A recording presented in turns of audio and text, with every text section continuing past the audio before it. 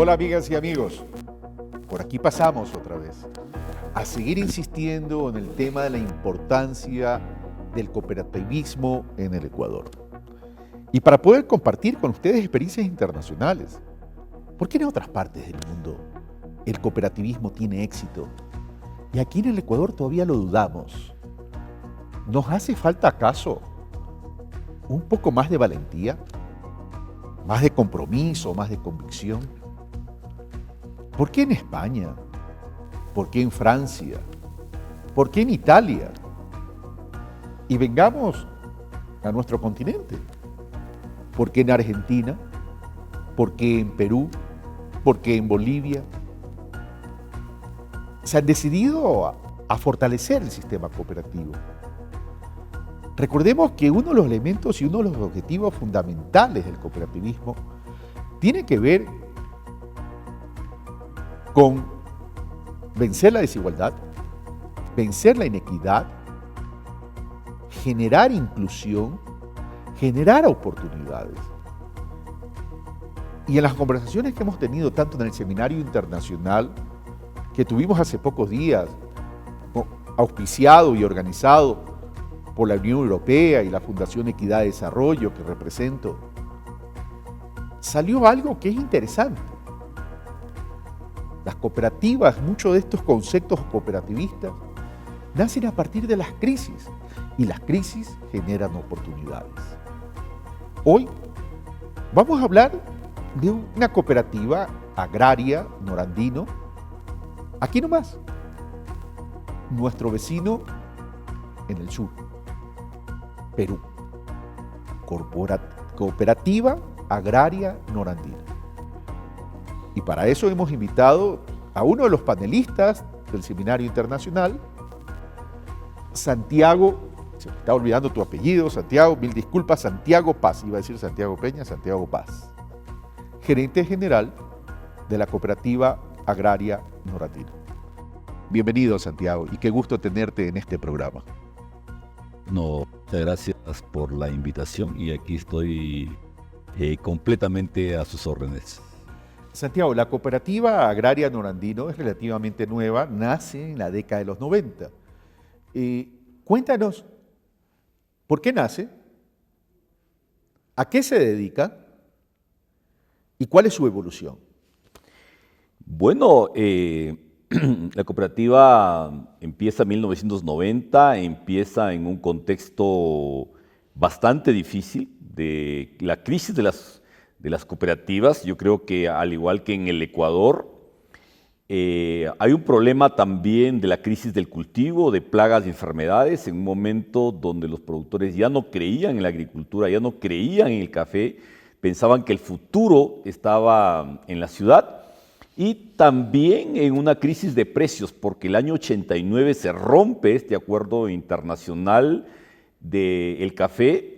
Recuerdo claramente que el precio internacional estaba alrededor de $50 a nivel del precio de la bolsa, pero precio al productor estábamos hablando de $6 más o menos precio al productor.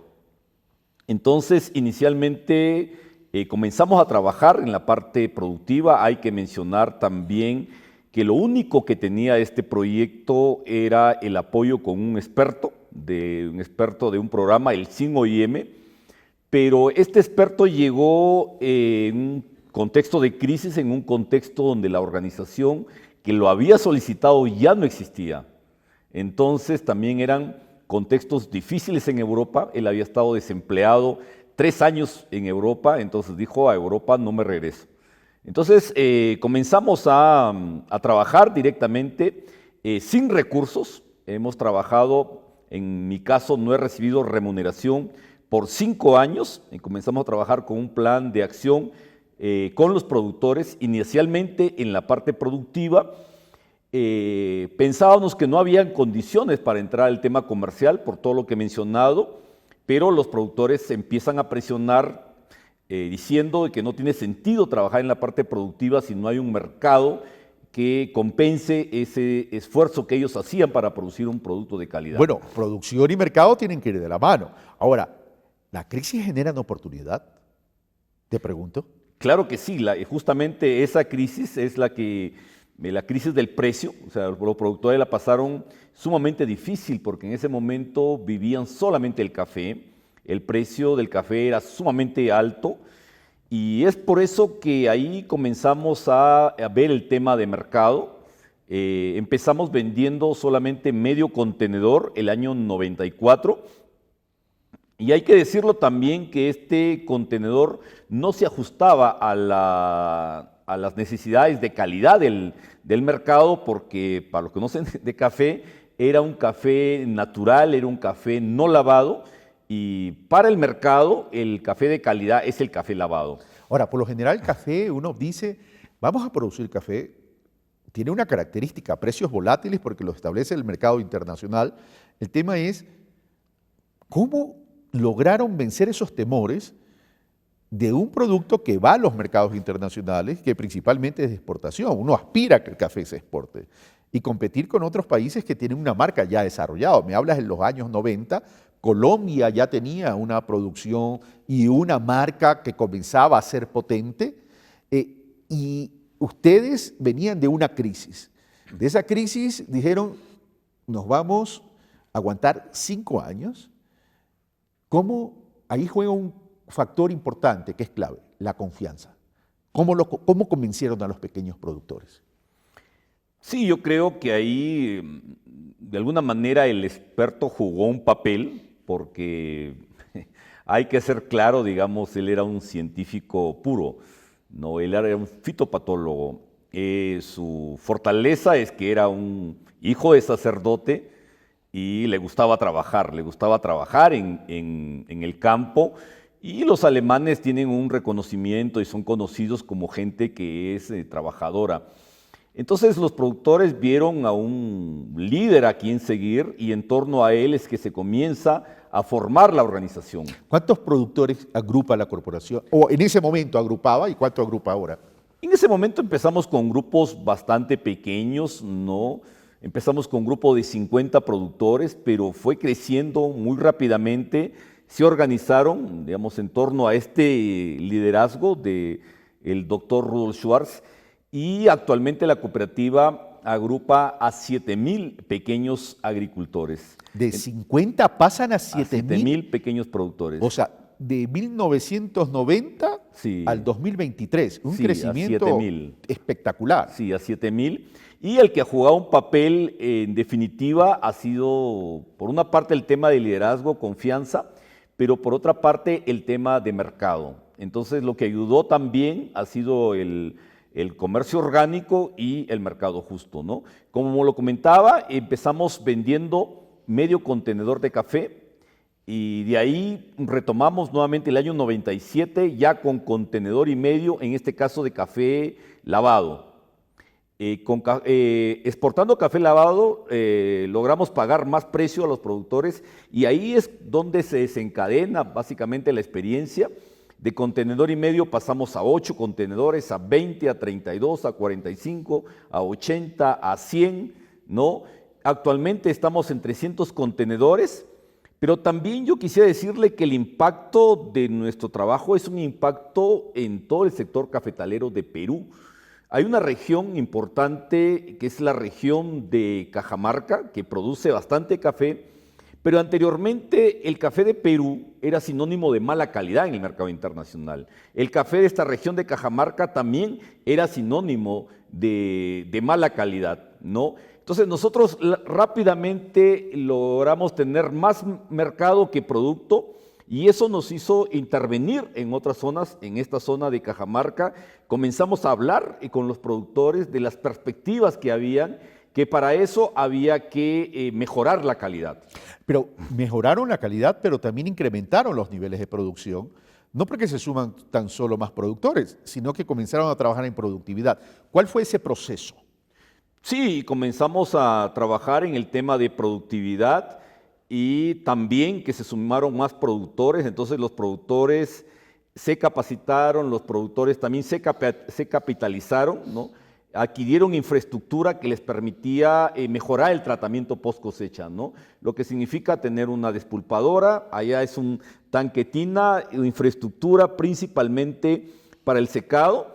Y hoy día lo que nosotros decimos que esta región de Cajamarca, que anteriormente producía café de mala calidad por no tener la infraestructura, hoy día para nosotros es como la nueva Colombia. Entonces había un desarrollo sumamente importante de los niveles de producción, de productividad y de mejoramiento de la calidad. Y a eso se le agrega la comercialización.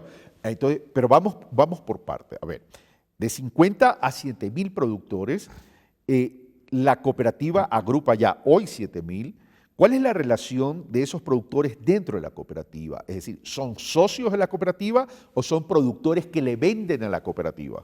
No, los productores son socios de la cooperativa y también es importante mencionar que hay productores de café, hay productores de cacao y hay productores de panela, ¿no? O sea, diversificaron Sí, las también, líneas. diversificamos también las zonas, eso es importante, porque Piura es una región, pero también trabajamos en otras regiones. Entonces, también diversificamos la producción y hemos diversificado los productos. Nos iniciamos con café, pero el 2003 comenzamos a trabajar con panela y el 2006 comenzamos a trabajar con cacao.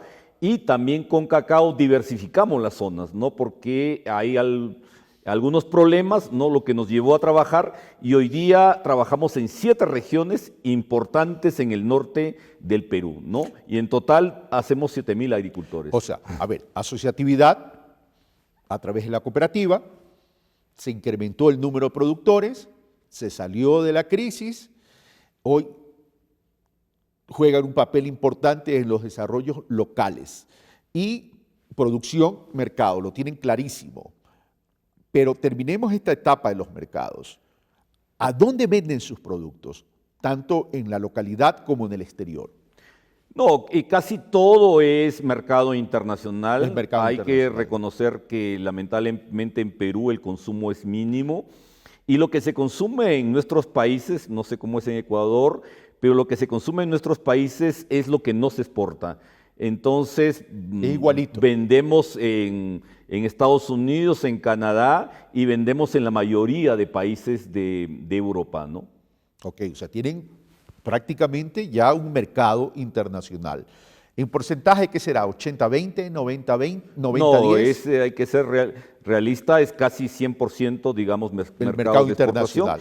Y bueno, el otro también producto que también vendemos son bonos de carbono. Estamos vendiendo bonos de carbono en el mercado y creo que somos una de las, podríamos decir, me atrevería a decir, que somos la única cooperativa, como cooperativa, que vende bonos de carbono en el mercado internacional, ¿no? Ah, qué interesante. Ahora, ¿se puede saber, nos puedes compartir cómo crece la facturación en dólares desde la crisis a la fecha?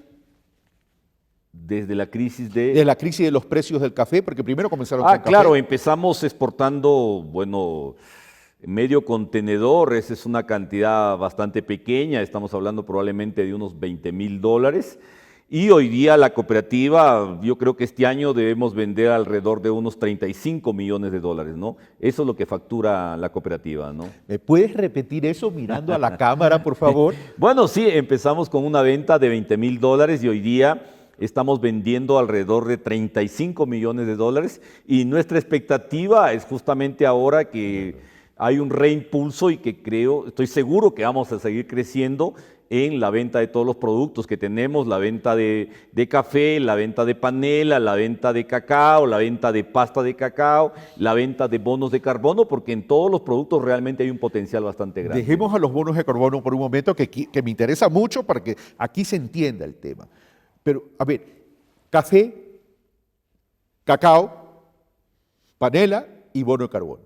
Sí. ¿Cuánto representa en términos de porcentaje tu venta por cada uno de ellos? ¿Cuánto representa el café, el cacao, la panela y el bono dentro de los ingresos totales? Sí, estamos hablando de café, yo creo que es el producto todavía principal, 65%, digamos en café, cacao estamos por 9%, panela más o menos por 9%, después un poco también tenemos un servicio porque tenemos una planta que nosotros procesamos el 10% de todo el café del Perú, ¿no? Eso es lo que nosotros procesamos. 10%. 10% Tienes una participación de mercado importante. Sí, entonces. pero en procesamiento. En procesamiento. ¿No? En procesamiento, ¿no? Entonces, nosotros seleccionamos y directamente nosotros vendemos 300 contenedores directamente al mercado, pero la planta procesa alrededor de 1000 contenedores y eso es más o menos el 10% de café de todo el Perú. Entonces, ¿cómo fueron mejorando los modelos, no solo de productividad, sino en términos de calidad? Porque competir en los mercados, o sea, si el 100% va al exterior, wow, o sea, va a Estados Unidos, a Europa, etcétera, digamos que las exigencias de los mercados internacionales te requieren niveles de excelencia muy elevados. ¿Cómo trabajaron esos modelos estos mejoramientos de calidad de los distintos productos con los pequeños productores? Porque a veces es un poco, hay cierta resistencia. Lo vengo haciendo así, ¿por qué voy a cambiar?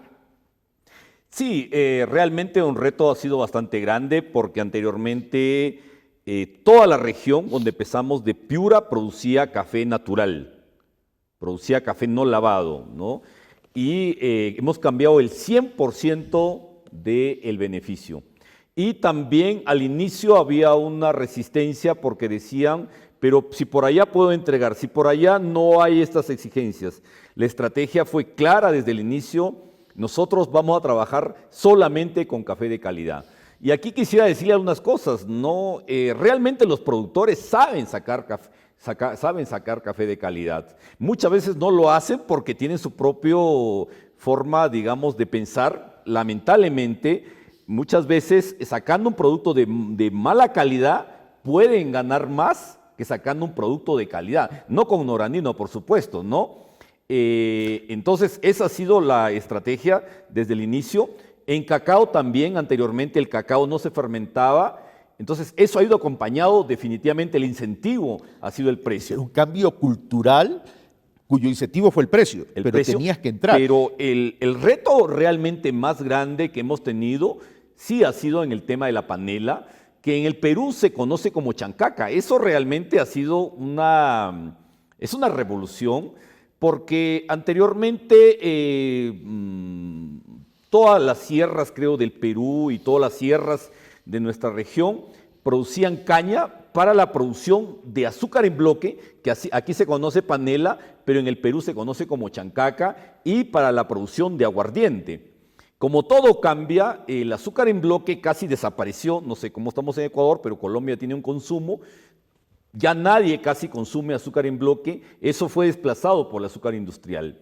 Y el aguardiente, que anteriormente, digamos, era el trago en todas las fiestas, también fue desplazado por la cerveza porque hubo una política de masificación de la cerveza. La cerveza antes era más cara que ahora y bueno, las cervecerías bajaron su precio con la idea de masificar y el cañazo no pudo competir.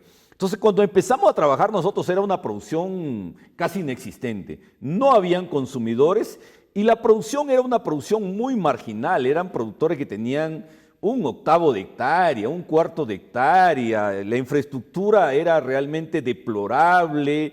Ahí en el que se conoce como era una tecnología del trapiche de hace 200 años que lo movía el toro. Ahí estaban los perros, los gatos ahí. Los productores, hay que decirlo, trabajaban casi, digamos, alcoholizados, no tenían una perspectiva. Entonces, eso ha sido realmente duro, porque al inicio hablábamos de que íbamos a producir panela, pero los productores no sabían de qué se trataba. No conocían la panela y además no creían que se podía sacar granulado, porque ellos conocen lo que se conoce como el piloncillo, el azúcar en bloque, ¿no? Entonces, ha sido realmente complicado, porque además también, y hay que ser realistas, los productores no veían la necesidad del tema de la inocuidad, porque incluso hay una especie que tiene su explicación científica, no técnica en todo caso, que cuando la panela no logra cuajar, le aplican un poco de tierra, ¿no? Y eso, lo que están haciendo técnicamente, están regulando sin saberlo pH. Pero claro, hoy día eso no se puede hacer. O sea, no puedo seguir, mucho más para un mercado de exportación, aplicarle, digamos, tierra. Y eso ha sido realmente una revolución porque tenían que trabajar con digamos, acondicionado, con acero inoxidable y con Claro, todo o sea, eso. ajustaste las exigencias de los mercados internacionales a tus modelos de producción. ¿Cómo venciste las barreras de la zona de confort? Sí, ha sido realmente un Es un gran reto, reto. ha sido un salto tecnológico también porque además de eso no sabían manejar un motor, no sabían manejar un trapiche, no sabían sacar panela, pero rápidamente aprendieron y ahí el tema digamos, ha sido contundente. ¿Por qué? Porque anteriormente, por ejemplo, para moler necesitaban 2 toros, comenzaban a trabajar desde las 12 de la noche, ¿no? Comenzaban a moler y terminaban a la 1 de la tarde. Entonces el trabajo de 12 horas o de 13 horas de los toros, el motor lo hacía en media hora. Y además tener toros no es fácil porque los toros cuando con la edad se vuelven, no se puede manejar fácilmente. Y por otra parte, el tema de precio. O sea, se fueron industrializando. Sí. Ahora, en este tema, la formación y la capacitación es fundamental. ¿Cómo juega esa formación y capacitación en este desarrollo de ustedes? Sí, la formación y capacitación, pero también acompañado de un incentivo, que es el precio. El precio, que Claro. es el mercado. O sea, y ahí he aprendido muchas cosas en la práctica. Por ejemplo, había una región que teníamos un proyecto de café. Y yo siempre iba a las reuniones y siempre se reunían 3 o 4. Y siempre era la excusa, bueno, que están ocupados, que disculpen, que tienen otra cosa, que no han venido, que para la próxima van a venir, pero nunca llegaban. ¿había No. mucho temor? No, el tema es que no nos habíamos dado cuenta que su cultivo principal es la caña. Y entonces ellos dependen casi, digamos, ahora dependen casi el 100% del ingreso de la caña. Entonces, cuando se convoca una asamblea, hoy día una reunión, antes que iban 3 o 4, hoy día van 150, porque les interesa, porque de eso viven. Porque están viendo resultados, Santiago. Porque claro, y quieren saber cualquier noticia que tenga que ver con el producto que ellos, digamos, trabajan. Entonces, ahí y lo que he dicho es de que en verdad el agricultor, y disculpe mi forma de expresarme, o sea, por dinero es capaz de hacer, digamos, cualquier cosa. En una región, por ejemplo, que se llaman trapiches, no sé si cuarta vez se llama trapiches, Sí. habían como 100 trapiches en una región, en un año, solamente en un año, desaparecimos todos los trapiches.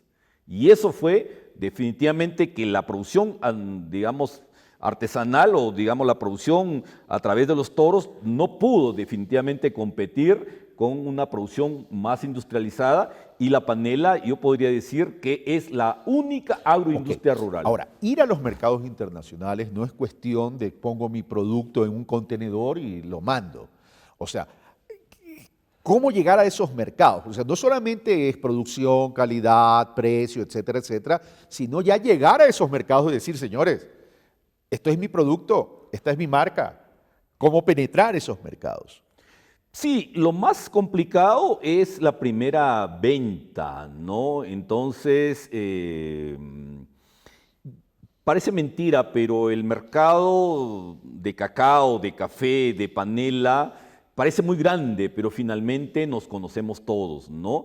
Entonces, creo que para mí es importante el tema de la calidad.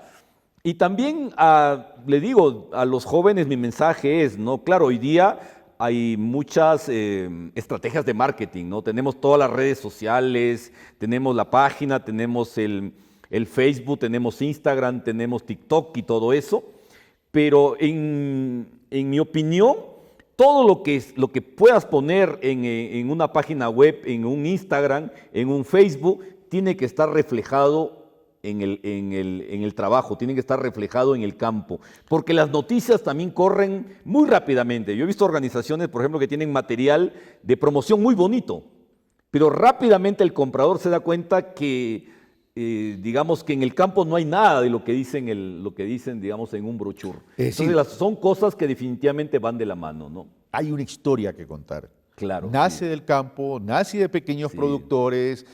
Hay un storytelling, como se llama, una historia que contar, que le agrega valor a la marca.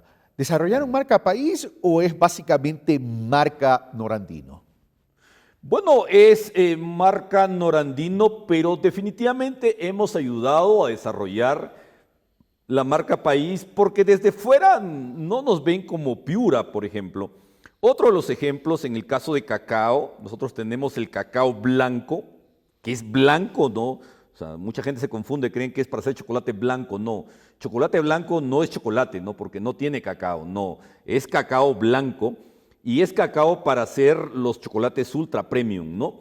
Y eso nos ayudó mucho porque tuvimos la visita de un chocolatero que es uno de los más famosos del mundo, que es Pierre Marcolini. Pierre Marcolini hizo una visita, hizo un reportaje que salió en Canal 3, en la televisión de Francia, de Francia. y eso se difundió muy rápidamente. Entonces creo que Piura, sin temor a equivocarme, es la única región en el mundo que tiene este cacao en las cantidades, digamos, que nosotros tenemos, que son alrededor de unas 500 toneladas. Entonces, es una cantidad importante.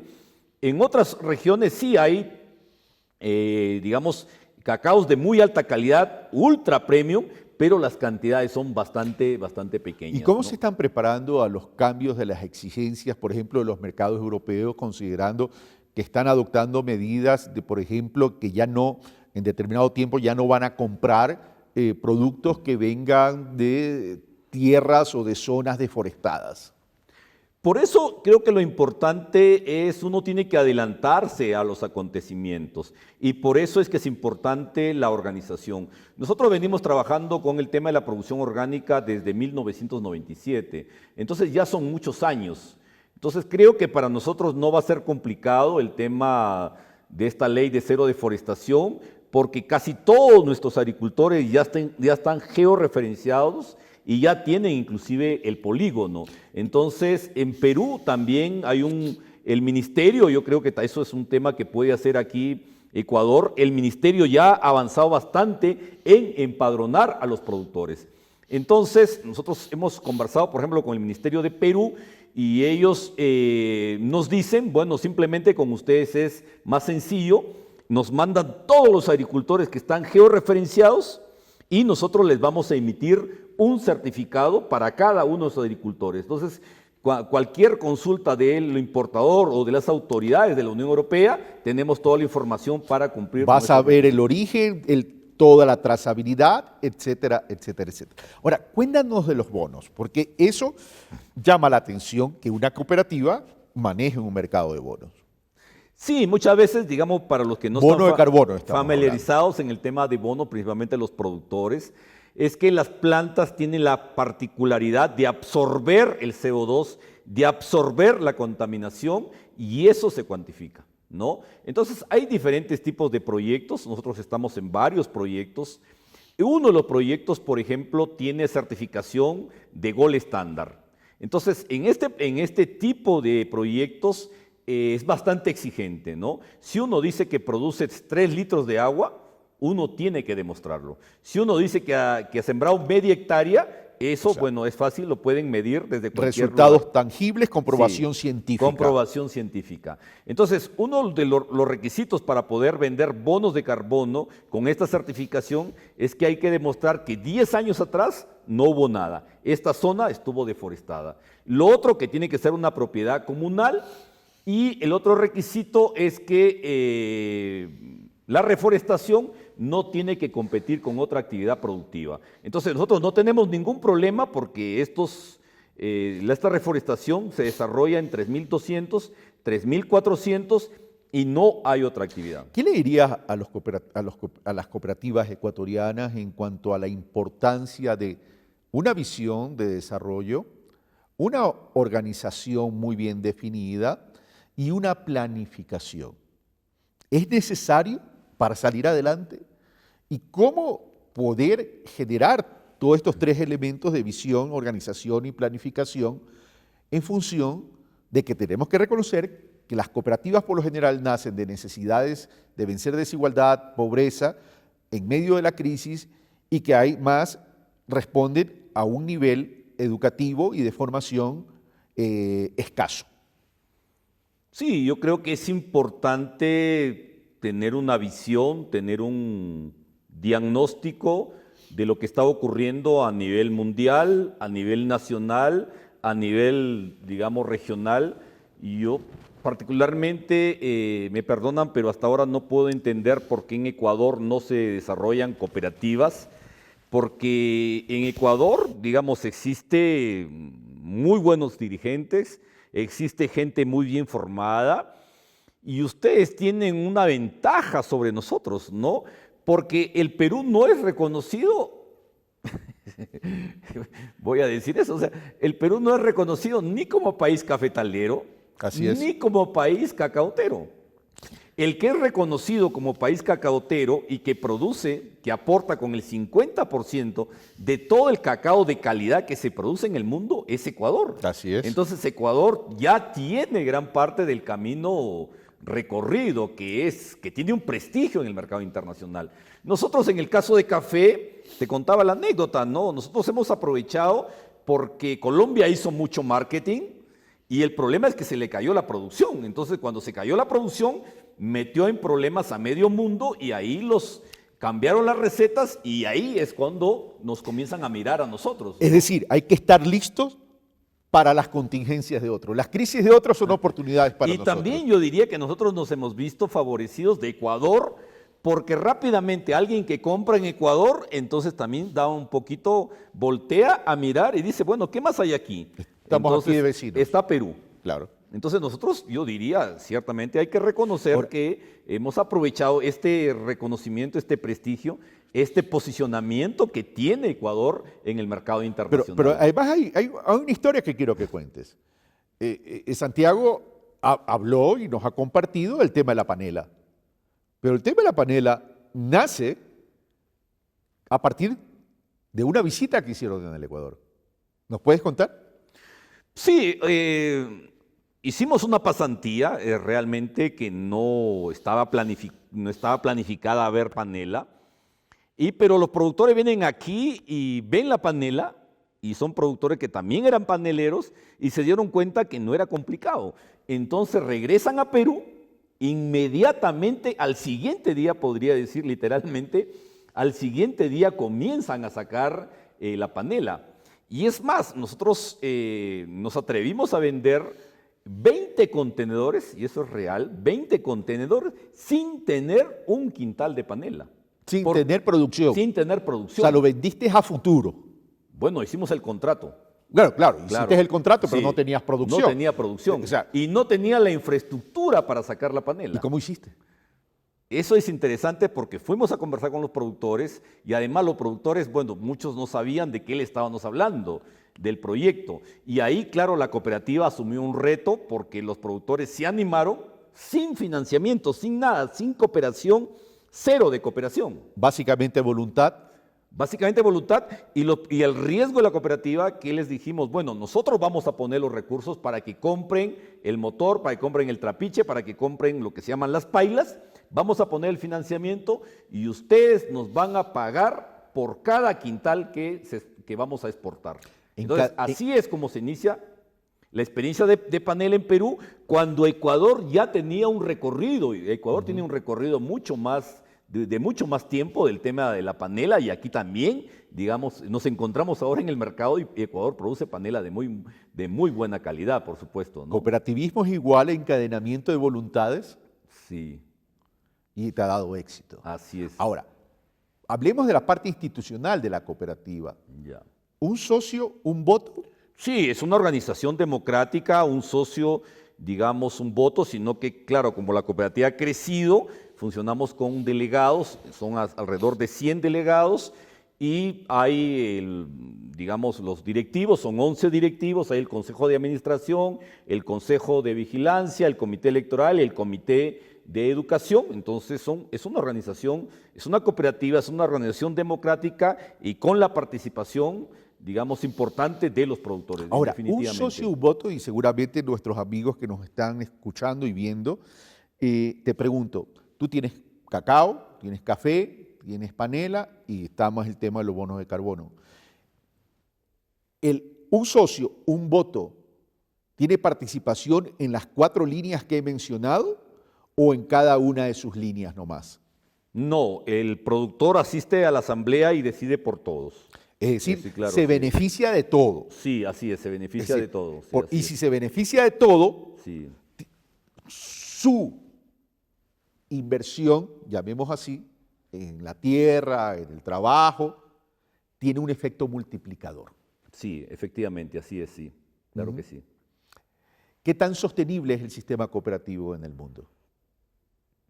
Bueno, estoy convencido que el sistema cooperativo es sostenible porque está demostrado. Hay cooperativas en Alemania, hay cooperativas en España, hay cooperativas en Italia, hay cooperativas en Estados Unidos. El cooperativismo está muy desarrollado en Canadá. En Canadá se dice, naces en una cooperativa porque es un hospital cooperativo y también terminas con una cooperativa porque la funeraria es también es una cooperativa. Entonces, en Canadá tenemos cooperativas para todo, definitivamente. Es comunidad. Para todo. Es una comunidad, definitivamente. Mirando a esta cámara, mi querido Santiago, ¿qué mensaje les daría a los pequeños productores ecuatorianos y a las cooperativas ya existentes, pero que todavía están dudando para poder entrar en un proceso de crecimiento, desarrollo y sostenibilidad?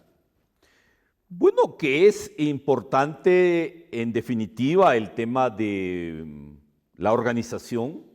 Como productores individuales no se puede llegar definitivamente muy lejos, no se puede tener el acceso a asistencia técnica, a financiamiento, a infraestructura. Solamente yo me gusta hablar con ejemplos. Ahora, por ejemplo, contaba, el Perú, a pesar de toda la crisis, tiene muchos recursos. Hay un programa que en el Perú se llama Agroideas, ¿ya? Nosotros en este momento estamos ejecutando más o menos 100 proyectos agroideas, estamos hablando de 50 millones de dólares.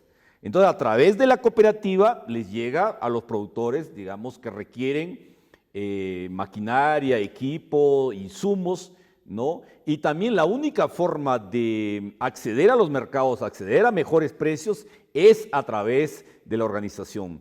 Yo creo que hay un contexto bastante importante, hay oportunidades que se presentan en el mercado y formar una cooperativa no es algo complicado. Yo creo que depende básicamente de una decisión de los productores de decidir, digamos, que vamos a avanzar, que vamos a ser protagonistas de nuestro propio desarrollo para, en definitiva, mejorar nuestras condiciones de vida. Santiago, muchas gracias.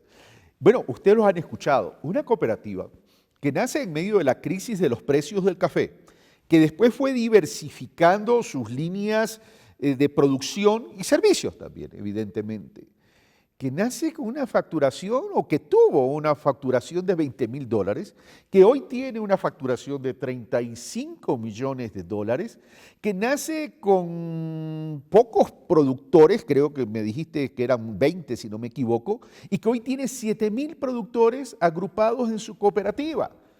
Y nos dice Santiago y nos comparte Santiago de que por qué el cooperativismo es eficiente y es una oportunidad, porque te permite convertirte en un sujeto fuerte. Ya no eres un pequeñito, te transformas, vas creciendo de pequeño a mediano, de mediano a grande. 35 millones para 7,000 productores es importante. La unidad hace la fuerza. Recuerden que no solamente hay que pensar en lo que se debe hacer, sino hay que hacer lo que se piensa y hacerlo bien. Porque si solamente nos quedamos en el pensar y no nos trasladamos al hacer, el pensamiento se queda en un sueño, en un anhelo, y a veces los sueños se transforman en pesadillas. Hay que ser valiente. Audacia es el juego también. A veces tenemos que arriesgar, pero tenemos que ser valientes para salir adelante. Seguimos insistiendo. El sistema cooperativo es una herramienta estratégica para generar oportunidades. ¿Qué tipo de oportunidades? Salir de la desigualdad, salir de la pobreza, generar riqueza y que esa riqueza se distribuya hacia hacia ustedes mismos, los pequeños productores, que hoy se pueden transformar en medianos, también en grandes, y pueden ser grandes actores en los mercados internacionales, más en una economía como la ecuatoriana, que es una economía dolarizada. Ustedes tienen la respuesta. ¿Se atreven? Yo creo que deberían. Y permítanos a nosotros seguirlos motivando. Soy Carlos Rabascal, presidente de la Fundación Equidad y Desarrollo. Recuerden que estos programas llegan gracias al proyecto CREA de la Unión Europea, de CIESPAL y de nosotros como Fundación Equidad y Desarrollo. Un fuerte abrazo y seguimos en contacto. Y recuerden, cooperativismo es un abrazo fuerte, pero un abrazo social. Gracias a ti. Muchas gracias.